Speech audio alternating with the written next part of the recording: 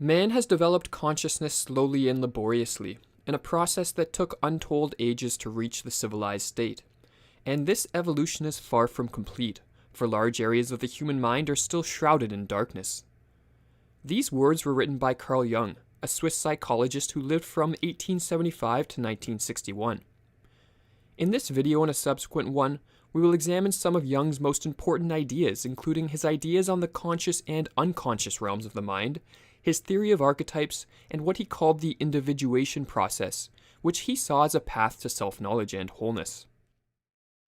A key to appreciating Jung's vast contributions to the field of psychology is knowledge of how Jung conceived of the psyche. The word psyche originally meant soul or spirit, but by the turn of the 20th century increasingly came to refer to mind. In Jungian psychology, one's psyche can be seen as their total personality, and encompasses all one's thoughts, behaviors, feelings, and emotions. Knowledge of the psyche, how it worked, and how one could influence its functioning was of the utmost concern for Jung.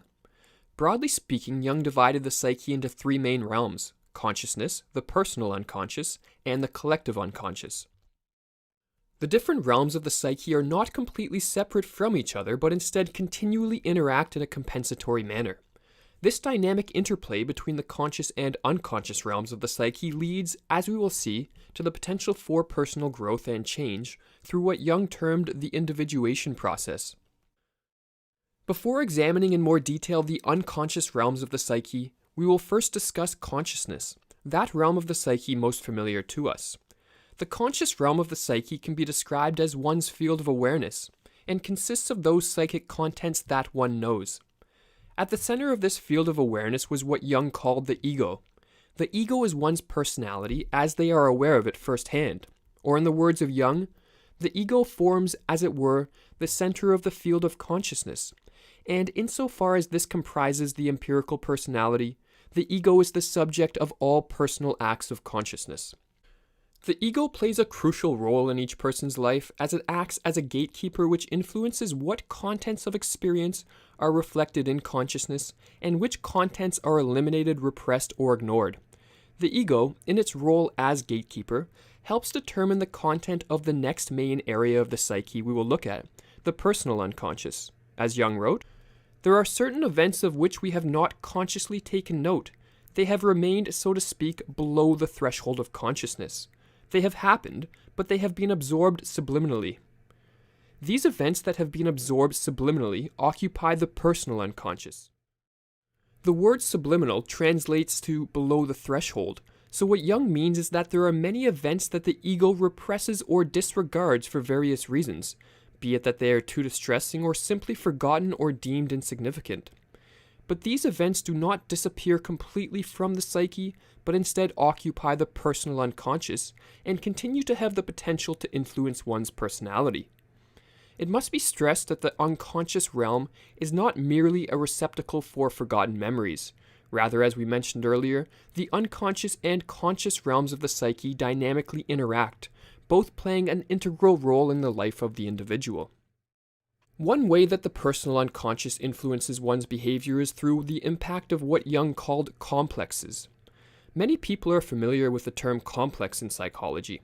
Sigmund Freud was famous for his idea of the Oedipus complex, while Alfred Adler, a contemporary of Jung's and Freud's, stressed the importance of the inferiority complex. Jung conceived of complexes as subpersonalities which have the potential to exert powerful control over one's thoughts, emotions, and behaviors, or as is explained in the classic introduction to Jung, a primer of Jungian psychology. One interesting and important feature of the personal unconscious is that groups of contents may come together to form a cluster or constellation. Jung called them complexes. When we say a person has a complex, we mean he is strongly preoccupied by something that he can hardly think about anything else. In modern parlance, he has a hang-up. A strong complex is easily noticed by others, although the person himself may not be aware of it. Freud, who was Jung's mentor for a period of time, believed that a complex largely arose due to traumatic childhood experiences. However, Jung was not satisfied with this explanation. His dissatisfaction with Freud's explanation led him on a search for what it was in the psychic realm that gave rise to complexes. and what he was to discover was that the roots of complexes resided in a layer of the unconscious that was deeper and more fundamental than the personal unconscious, which he called the collective unconscious. This discovery was spurred by extensive analysis of the unconscious material of his patients, such as their dreams and fantasies, as well as his study of comparative religion and mythology. What Jung noticed was that not only were there uncanny similarities between unconscious material of different patients, but more interestingly, there was also uncanny similarities in the major mythological motifs and religious symbols of different civilizations. This led Jung to propose that in addition to the conscious and personal unconscious realms of the psyche, there also existed another realm, as he wrote. From the unconscious there emanate determining influences which, independently of tradition, guarantee in every single individual a similarity and even a sameness of experience, and also of the way it is represented imaginatively. One of the main proofs of this is the almost universal parallelism between mythological motifs. Jung's idea of the collective unconscious was one of his most important contributions to the field of psychology. What Jung was proposing was that in addition to the personal unconscious, which is mainly composed of elements drawn from the individual's life experiences, the collective unconscious contains universal elements which are inherited. We can also find in the unconscious qualities that are not individually acquired but are inherited, instincts as impulses to carry out actions from necessity, without conscious motivation. In this deeper stratum, we find archetypes. The instincts and archetypes together form the collective unconscious. I call them collective because, unlike the personal unconscious, it is not made up of individual and more or less unique contents, but of those which are universal and of regular occurrence. According to Jung, archetypes are psychic structures which are common to all humans and constitute the archaic heritage of humanity. Archetypes can be described as cognitive categories or predispositions that humans are born with to think, feel, perceive, and act in specific ways. It is important to note that Jung did not believe that one could directly perceive an archetype. Rather, one can note their existence only by observing the images or symbols which are manifested as a result of their existence in the unconscious.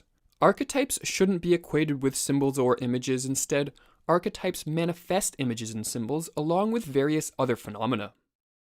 In the words of Anthony Stevens, archetypes possess the capacity to initiate, control, and mediate the common behavioral characteristics and typical experiences of all human beings.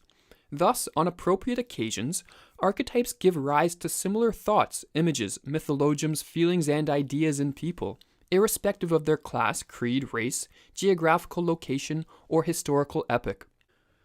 Some of the archetypes that Jung examined included those of the mother, birth, death, rebirth, power, the hero, and the child, to name but a few. However, as Jung stated, there are as many archetypes as there are typical situations in life.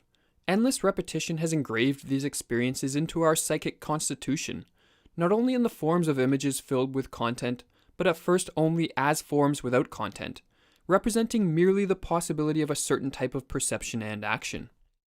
The archetypes of the collective unconscious have a deep evolutionary basis, and Jung considered them to be inherited parts of the psyche.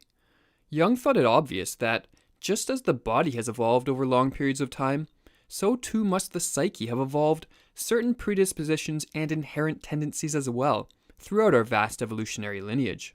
Just as the human body represents a whole museum of organs, each with a long evolutionary history behind it, so we should expect to find that the mind is organized in a similar way. It can no more be a product without history than is the body in which it exists. By history, I do not mean the fact that the mind builds itself up by conscious reference to the past through language and other cultural traditions. I am referring to the biological, prehistoric, and unconscious development of the mind in archaic man, whose psyche was still close to that of the animal. While archetypes are formed over extremely long periods of time in an evolutionary manner and are common to all humans, they express themselves differently in each person. In other words, the archetypes interact in a dynamic manner with the individual experience of each person, and this leads to the formation of a unique personality. Jung believed it was of paramount importance for each individual to confront and integrate the contents of their unconscious, and thought the failure to do so would result in a fragmented individual. For the sake of mental stability and even physiological health, the unconscious and the conscious must be integrally connected and thus move on parallel lines. If they are split apart or dissociated, psychological disturbance follows. This process of confronting the unconscious was, according to Jung, a path to self-knowledge which he called the individuation process. As Jung commented, "I use the term individuation to denote the process by which a person becomes a psychological individual, that is, a separate, indivisible unity or whole." The individuation process will be examined in more detail in the next video, along with a number of other important Jungian concepts such as the persona and various archetypes which are encountered during the individuation process, such as the shadow, the anima and the animus, and the archetype of wholeness, which Jung called the self.